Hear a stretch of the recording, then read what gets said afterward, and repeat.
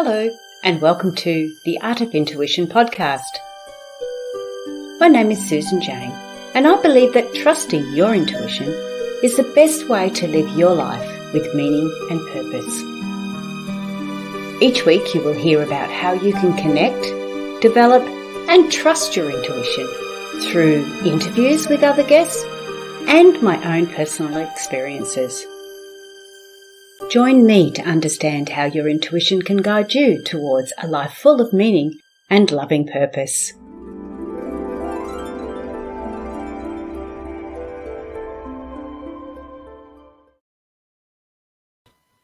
Hello and welcome to the Art of Intuition podcast. I'm Susan Jane, your host for the podcast, and today I've got no guests. It's just me. I've got a few lined up, so they're coming, but at the moment it's just me. And today I want to talk about trust.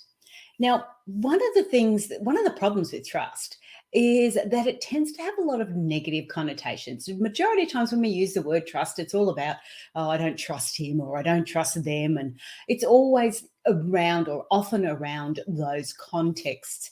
So the poor old trust has had a little bit of a black mark against its name. Now, in all honesty, it isn't really about that. It is actually quite a positive aspect.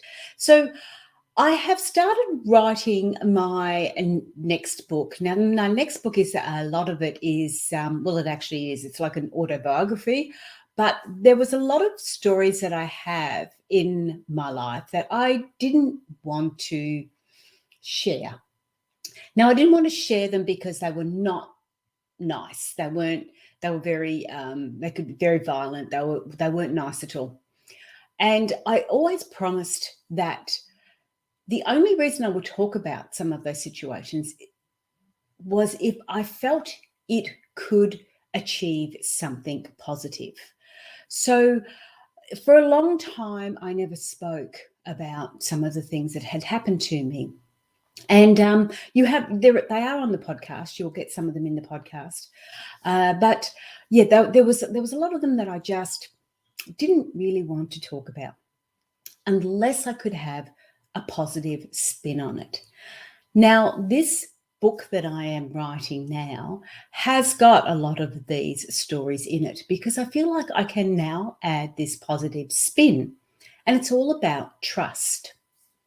Now, I don't know what I'm going to call the book yet, but I do have like a trust program. So I think I call it the Power of Trust program. And the book is going to be loosely based around this program. So I can then, with each of the stories, especially the ones that are really tough to talk about and tough to put forward, I can reflect back in this program and bring out some learnings for you and bring out some understandings for it. So I can create a positive element to it. So that's why the trust course all came back up again, and why I wanted to talk about it today. So one of the first things we do when we're going through uni and when we're learning to speak and put things forward, we need to first define what we're talking about. So if I define trust, in the dictionary, it's explained as a firm belief in the reality, truth, or ability of someone or something.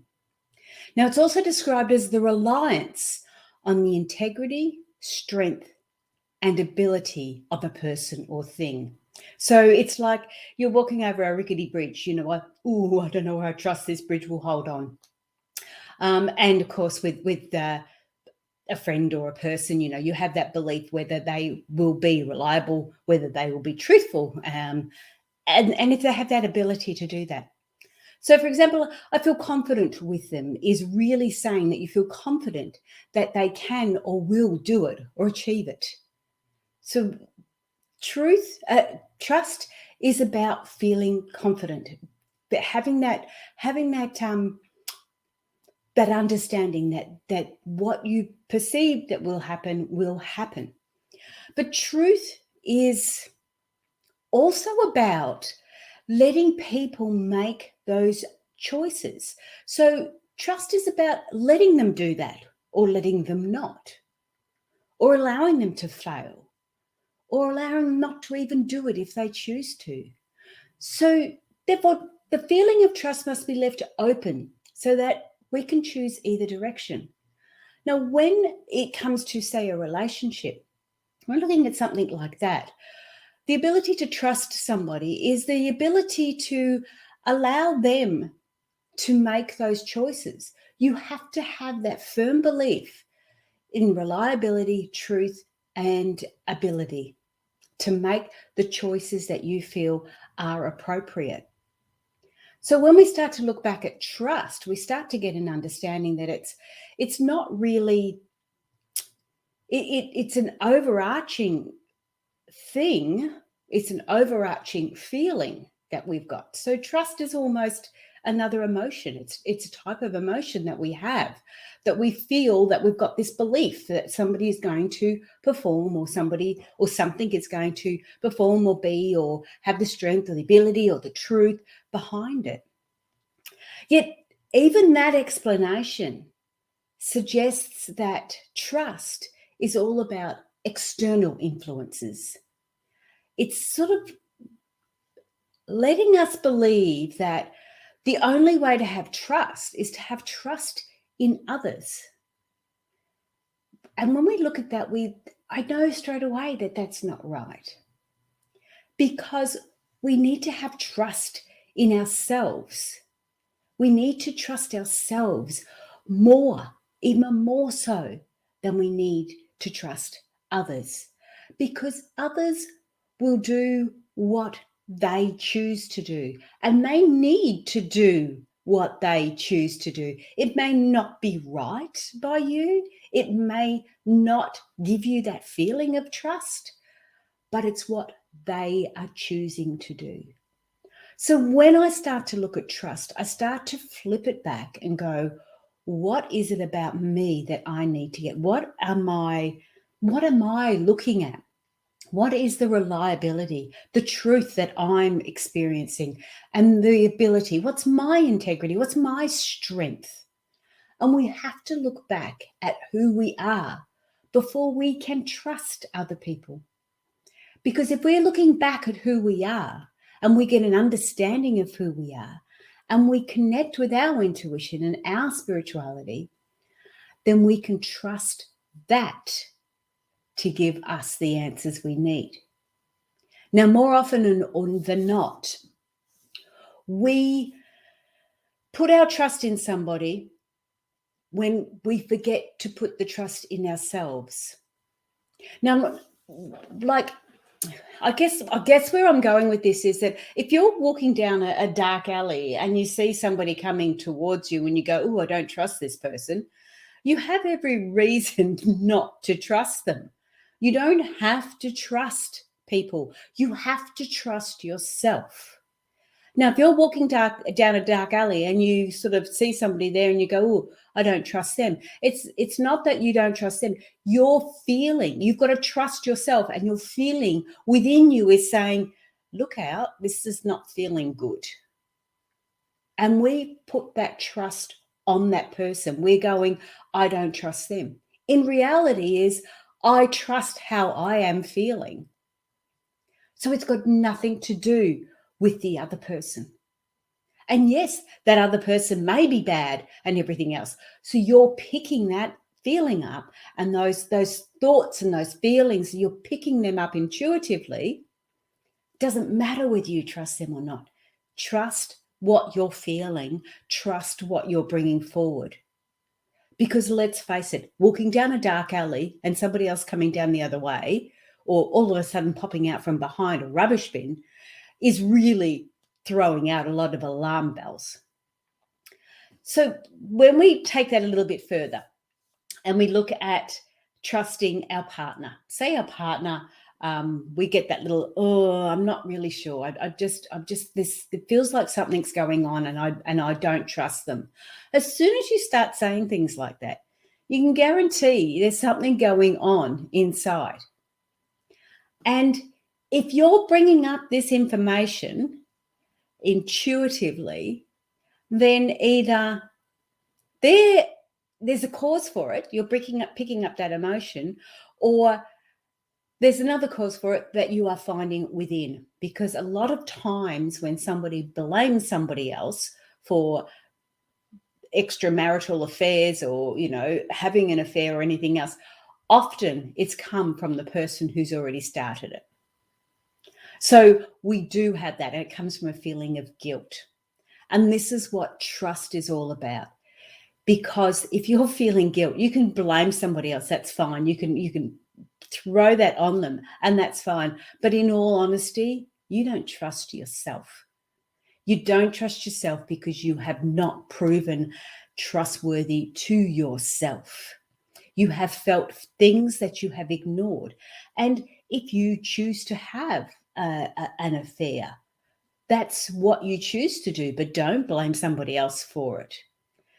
And I mean, I've always been one of these people that if you need to have an affair, if you are looking externally to your relationship, then there's a situation that you need to sort out in your relationship before you go any further. Because once you start doing affairs, you actually start to take the crap that you're holding on to here into the next relationship. And that's something you don't want to do. So for my 20 years of emotionally abusive marriage, I never looked to have an affair. I never looked to go that way. I just did not want to take the feelings and what I was experiencing at the time into another relationship. I wanted to sort what was going on here before I went into another relationship. Now, if you're having trust issues in your relationship, then the first thing you need to do is sort out what's going on in you. Because until you can trust yourself, you cannot look at other people for trust. It's exactly the same with love. You cannot expect somebody to love you if you can't even love yourself. Now, I don't mean you have to be head over heels in love with you and there's nothing else happening in this world. What I do mean is that you have to accept who you are. You have to protect who you are. You have to allow yourself to make mistakes. You have to trust yourself.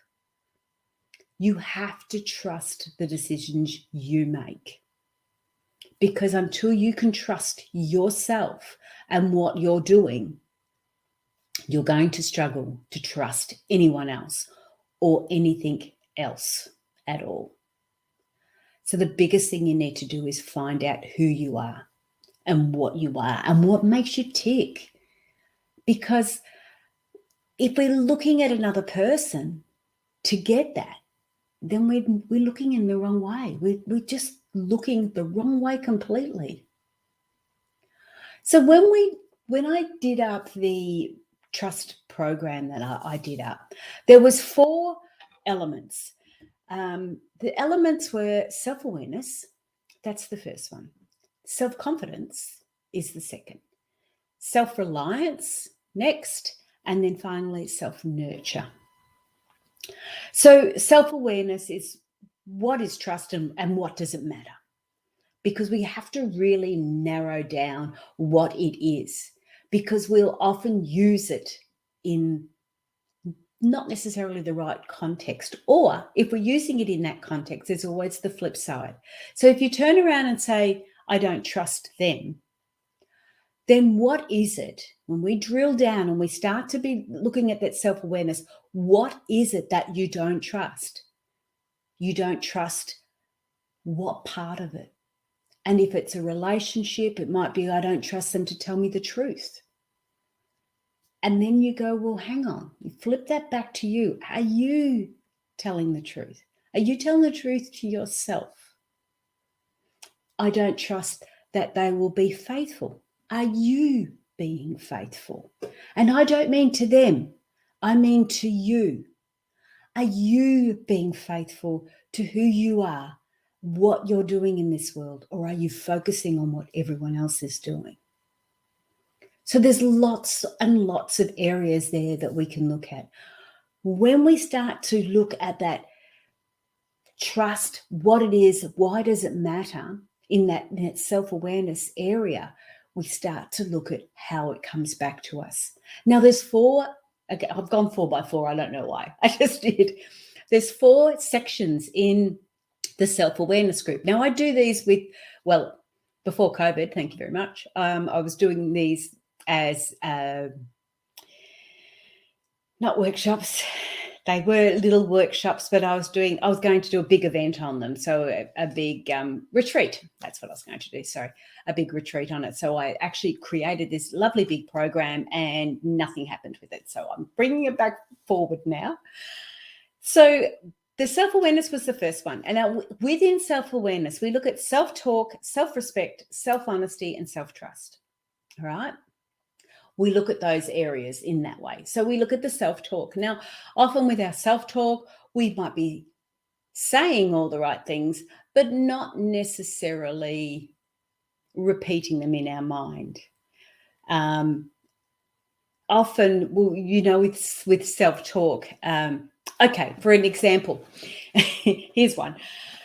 My partner came in yesterday and he said, I found some really nice music to start your podcast with. And so straight away I went, well, what's wrong with my podcast music? And he goes, I was listening to it and it's rah, rah, rah. And anyway, he had his own ideas. Now, I sat down, I stopped for a minute and I went, straight away I've gone to, what's wrong with my podcast music? Straight away I've gone on the defensive. Straight away I've almost gone defense attack, defensive attack, straight away. And it was like, he goes, I just thought, if you want me to, I might put something together for you, have the different music in there.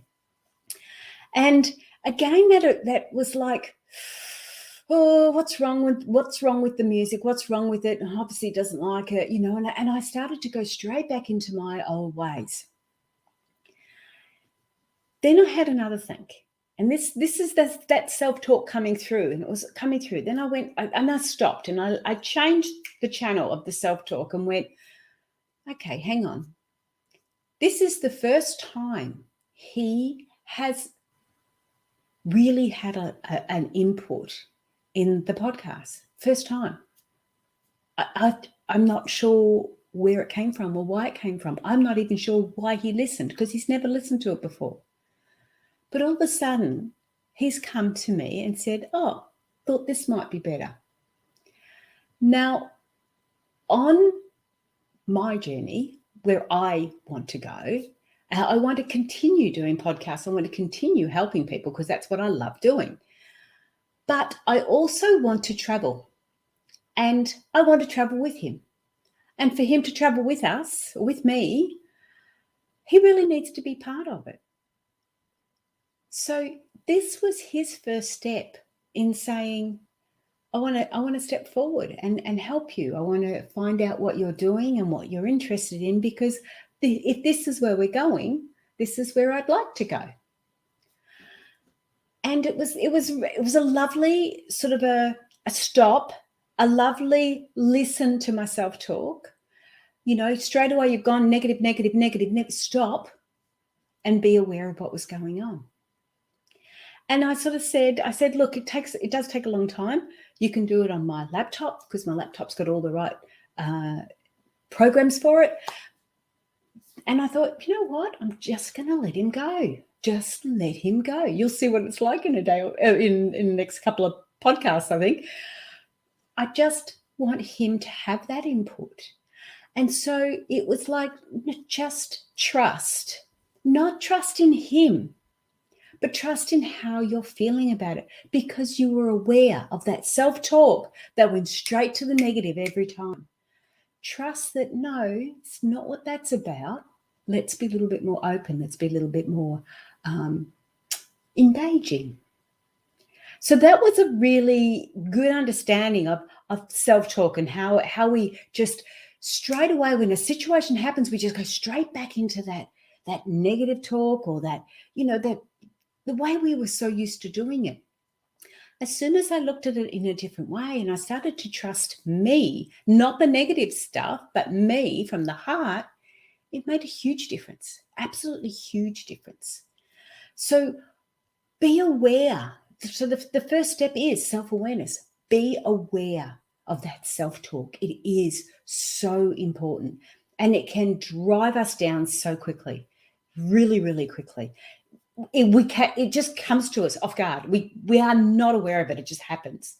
So the parts we are aware of is when we're talking to somebody else and when you're saying things. Be really, really aware of what you're saying and how you're saying it, because it can make a difference. I used to say, oh, gosh, I'm a duffer. Oh, God, I'm an idiot. I had to stop. I had to stop saying that. Every time I made a mistake, I've gone, oops, instead. Because I kept on reinforcing that negative self-talk, and I had to change that. And that's what you need to change, because when you change that negative self-talk, you start to trust the other talk that comes through. The second part was self-respect. Now, self-respect is all about the trust as well. It can be quite challenging. It can be quite challenging. So it's all about your values, your skills, your time, excuse me, and how you respect those elements of you. These will make the big difference on how you perceive your trust. So values are really, really important. And if you don't respect your values, nobody else will. And if they don't respect your values, you will feel that you can't trust them. You need to trust yourself first. So when somebody goes against your values or against your time, I have had people phone me up and they've wanted a free reading, but they don't ask it. They go around in a roundabout way, but they want a free reading. And I don't mind so much. It's not that I mind that, especially if they are friends and they're looking for support and guidance, but I value my time. I put a lot of time and effort into creating the podcast and the things that go with it, that I value my time. And if somebody else doesn't value my time, I find that quite disrespectful. So I respect my time. I respect it. I respect my time is very, very valuable. And it's very valuable because I only have a certain amount and I don't know how long that certain amount is. So my time is really important to me. Now, when somebody disrespects that, they disrespect my value. Now, you can imagine if I see the phone ringing and it's that person, straight away I go, no, I don't trust that straight away we have a trust issue because I haven't valued my time previously and said, enough's enough. So yes, they haven't valued my time, but nor have I. So self-respect is so important. We need to understand what our values are, I've got a big value list I do with this workshop. We go through and work out what our core values are, and we can then have an understanding of what it is that's important to us. Now, when they become your core values, when you see that they're your core values, and I found this little exercise quite surprising because I wasn't aware of my core values. There's a lot of things that are important to me, but I don't think we brush against our core values until somebody has been disrespectful to them. That's when you go, don't like that. Don't like that at all. So our core values are really, really important. Once we know them, we need to respect them. So time being one of my strongest values, I really value my time. That then is I have to make sure I respect that time. And one of the things I haven't been doing, and you can wrap me over the knuckles for this one, is I haven't been giving myself enough time, especially when it comes to my meditation, because I love meditation and I have not been giving it the time it deserves. I also love painting and I have not been giving that the time it deserves. So probably because I'm flipping over now and writing the next book. But again, self-respect. Now, if they don't know what your respect cores are, your value cores are, core values are, same thing, then how can anyone else know that? They know that. Other people will know that because of how you are expressing it, how you're living it, what you're saying. So the different things like that. That's really, really important. Self-respect is really important. So we've got self-talk. So this is all the self-awareness, self-talk, self-respect. The next one is self-honesty. Now, this seems really easy, but can also be quite challenging as well. Because we can understand the self-talk and we can understand the self-respect, but if we're not 100% honest with ourselves, the other two don't really mean a lot. We need to be really clear that we are honest with ourselves, and even to the state where you go, oh, I really don't like that, but I'm not going to say anything. At least you're being honest. There's something not quite right going on. It doesn't mean you have to express it to everybody, but you're feeling it and you're being honest with your acknowledgement of it. Whether that acknowledgement is under your breath, whether it's quiet, whether it's written down, it doesn't matter. You're being honest about it. One of the things that I did with a particular gentleman, he was having issues with his relationship, and one of the things I said is to be honest is as 100% as you can be honest without necessarily being hurtful. And he said, but sometimes I just don't know. He said that his partner would often go like fire questions at him and make him create some sort of an answer, and are you going to do it? Are you going to do it now? When are you going to do it? And she would be on and on and on and on and on at him. And he said, I used to just say, do whatever you want to do and I'll work it out.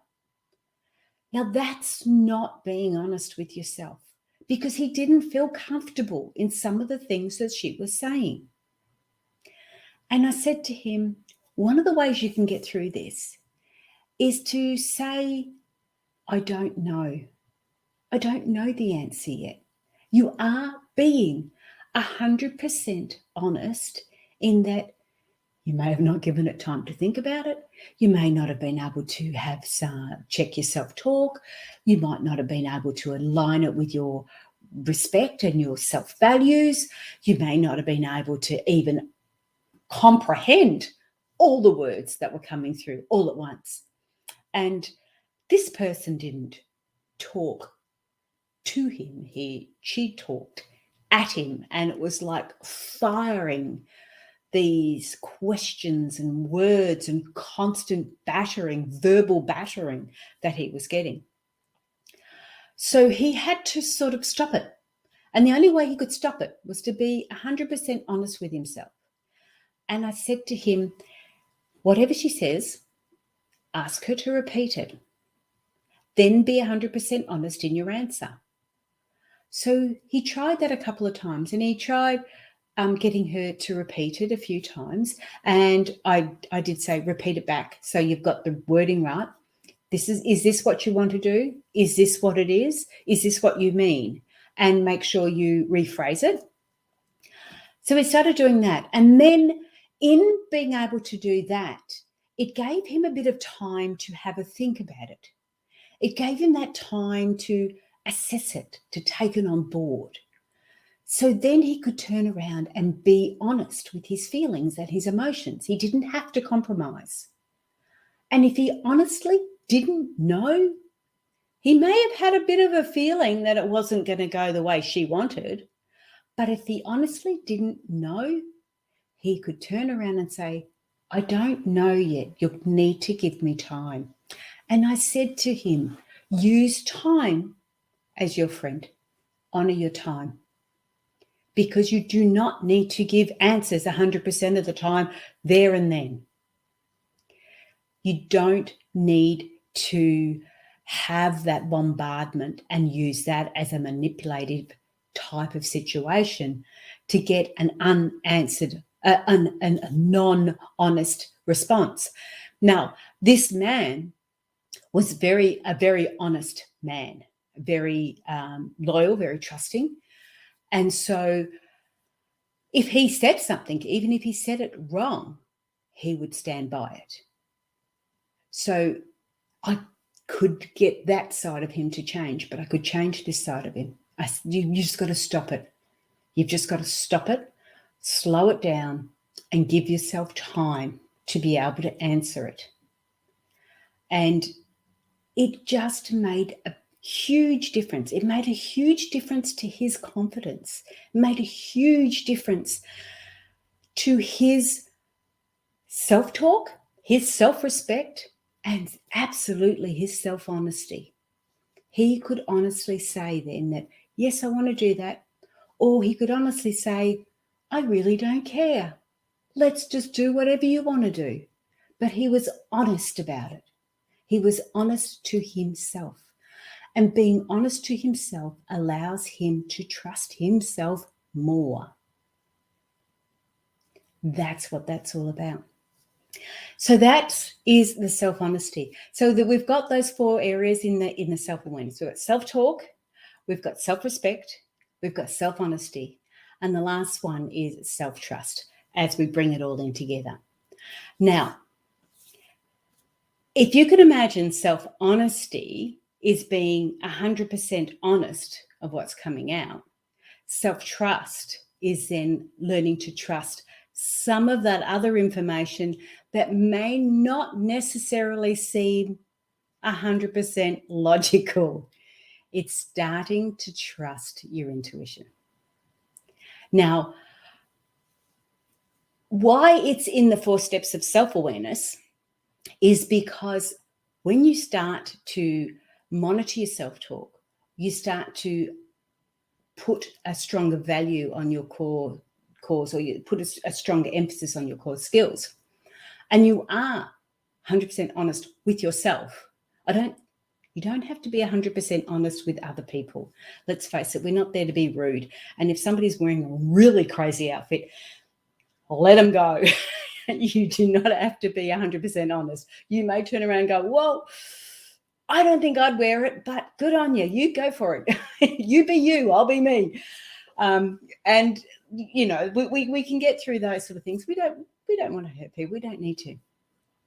But self-trust brings that all back into line, because when you've done those other 3, you're going to start getting this intuitive information coming through. It is going to start to come through, and you're going to have to start to trust yourself. You're going to have to start trusting those intuitive messages you're getting. You're going to have to start putting out those feelers. And it can be a little bit confusing. We may get some information, and then the old self-talk jumps back in, and then the self-respect goes, and we, let's be honest. Do we really need to be that honest? All starts to come back into play. So self-trust is starting to just feel those intuitive messages coming through. It's starting to be aware that you see 11:11 all the time. Being aware of what's happening around the environment. Being aware of those changes that you're seeing when the self-talk is changed. When you start to respect yourself, how others start to respect you as well. And how you learn to respect their values, their core values. And when you are 100% honest with yourself, you will start to feel or hear honesty in those around you. You will start to feel it. And I don't know how many times I've said it, where somebody has sort of said, oh, you'd say, how are you feeling today? And they would say, oh, yeah, I'm good, thanks. And then I've turned around and said, oh, right, well, try saying that with a little bit more conviction this time because I didn't believe you. We start to pick up that feeling. You start to be aware of it. So self-trust is bringing together all of them and starting to feel our intuition coming through. Now, with this, and why I said you'll notice the self-talk, you'll notice self-talk in other people as well, how it comes out. But that was one of the things I did do. Somebody would say, oh, I could do this if I want to. And the word could straight away suggests there's somebody wrong. It is either you're wrong or somebody else is wrong. The word could. Oh, I could do this. It means, well, you haven't done it, so you're wrong. And it gives you that it gives you that feeling of there's something wrong, or you're lazy, or you haven't done it, or you know, all those sort of things. So the word could came out of my vocabulary when I was going through that self-talk. Stopped could. I would, I will, I won't, but I'm not going to could. It's a bit like try. You know, when they say try, you're either going to do it or you're not going to do it. When we don't feel very confident that we can actually achieve it, we try. But we are still doing it. We either do it or we don't. So we're getting all this information coming through. We're starting to feel it in the self-trust. And as we feel it, like attracts like, you will notice it with other people. You will notice their self-talk. You will notice their self-respect. You will notice their self-honesty. Especially when somebody turns around and says with self-honesty, when they sort of go, oh, how does this look on me? Now, it doesn't matter what anyone else thinks. Self-honesty, if you ask that question and you're being self-honest, then you would expect an honest answer back. And so when people turn around and say, well, how does this look? And all they're doing is searching for, oh, it looks lovely, thanks, you look beautiful. When they're searching for that sort of thing, it's really ego-based. When somebody's saying, how does this look? I'm really not sure. It doesn't quite feel right. Then they're looking for honest feedback. They are being 100% honest with themselves, and they're looking for honest feedback. Like attracts like. And that's what the self-trust is all about. So they are the 4 steps for self-awareness in this program. I do have another 3 lots to go, and I won't be doing that here because I don't have the time. But there is the self-confidence, which we look at self-care, self-worth, self-reflect, and self-appraisal. Then we look at self-reliance, which is intuition, meditation, visualization, and association.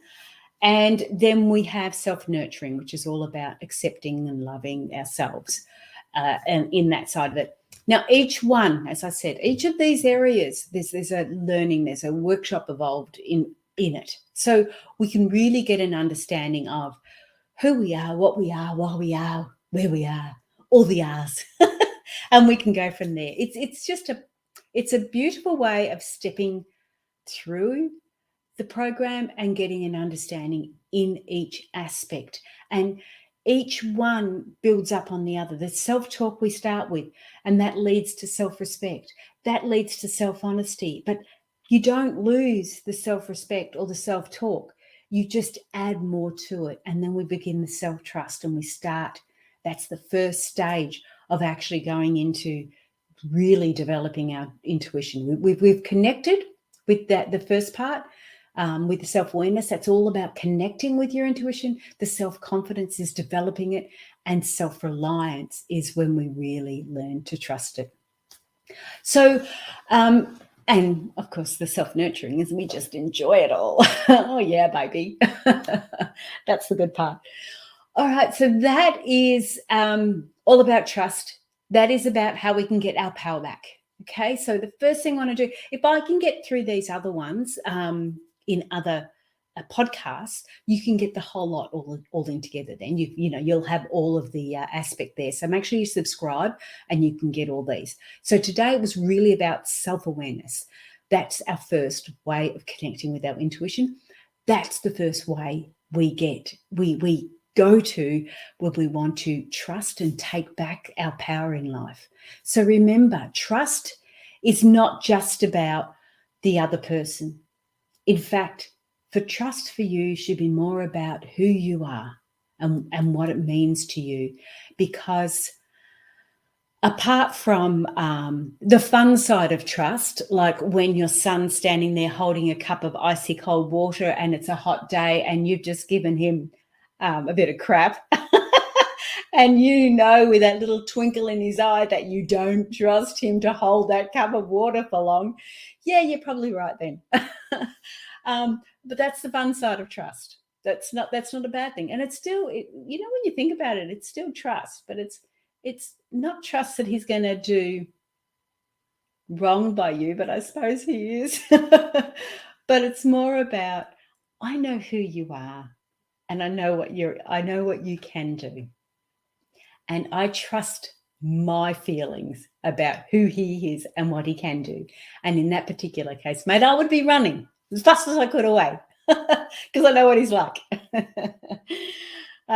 So that's all about trust. Let's get your self-talk done. Let's look at self-respect, your self-honesty, and start feeling those intuitive messages with their self-trust. That is how you can get your power back, because the power of trust is within you. It's got nothing to do with anyone else. That's me for today. Or subscribe to the podcast. I will try and get those other ones done. I think you'll enjoy that. I think you'll get a lot out of it too. So that's it. That's me for today. I'm just looking for where the closing thing is. I'm doing live readings on the personal intuitive personal development Facebook group. Getting my new book done. Don't know what it's called yet. It's going to reflect around that program, which is why I've talked about it.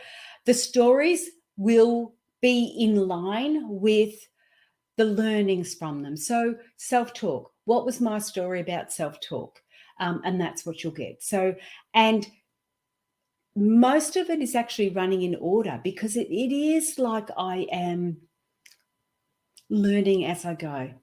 One of the ones we get to is self-reflect in the self-confidence side, is self-reflecting. I do go back when I self-reflect, because I've read a book and got an understanding of something, but the understanding was from my past, a situation that had happened in my past. It allowed me, so I talk about that situation, and then it allows me to get that understanding of what it means then to self-reflect, and how we can get a positive flip on a really negative situation. So I will go through them. I'm not going to tell you the stories. You'll get them in there. Then when the book is out, it will be linked to the website, and you will actually get these resources. I'm going to put these resources in there. When I talk about the self-respect and the values, I've got a big sheet on values, and you go through it all and you work out what your core values are. It's really good. And they don't stay your core values all the time, because we do grow, but the basis of them are still there. Honesty is a very high one for me. And so it's there. It's nearly always there. It might change slightly, but it's always there. So you'll be able to get all these resources, and all this that I'm giving you, you can get it all for free, but you don't get my time. I just do it the once, and that's my time. But if you do want my time, then I'll be looking at doing like week events, retreats and things like that, because mate, we want to enjoy it. If we're going to do it, let's do it in style. Let's wait until the world opens up again and we're all done with the COVID stuff, and we can get out there and live our lives again as we choose to. Other than that, I'm going to start looking at coming to America and doing workshops over there, because that's been my goal. I've always just wanted to do that. I want to go back to England, and I want to go to America, and I want to do some workshops. So let's see how we go. Subscribe to the podcast if this is your cup of tea, and I will catch up with you in the very, very near future. I'm going to say bye for now and have a great week, guys. Bye.